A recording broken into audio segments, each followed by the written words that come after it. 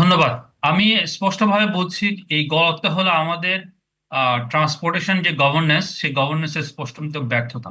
ব্যর্থতা এই জন্যই বলছি, একটা শহর যখন 5 লক্ষ থেকে 10 লক্ষ বেশি নাগরিক হয়ে যায়, তখন সেই শহরে একটি সবচেয়ে শক্তিশালী গণপরিবহন ব্যবস্থা দরকার, বাস সিস্টেম বেসড। এই চেতে যখন বড় হবে তখন বিআরটি দরকার, তারও যখন বড় হবে তখন এমআরটি দরকার।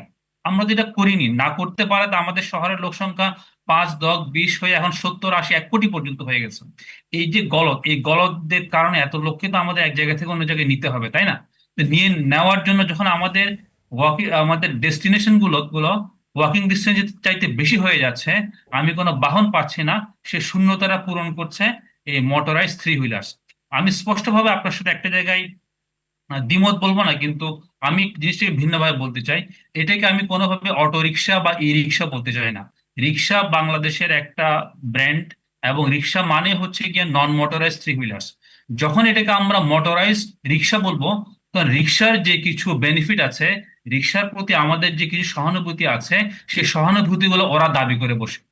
স্পষ্টভাবে বলছি, মোটরাইজ থ্রি হুইলারের প্রতি আমার বা আমাদের আরবান প্ল্যানারদের কোনো ধরনের সহানুভূতি নাই।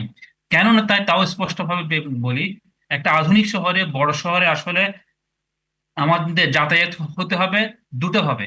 ফার্স্ট মাইল এবং লাস্ট মাইলে এটা হতে হবে হয়তো হাঁটার মাধ্যমে। এগুলোকে তাহলে কি বলা যায়? অবৈধ যানবাহন?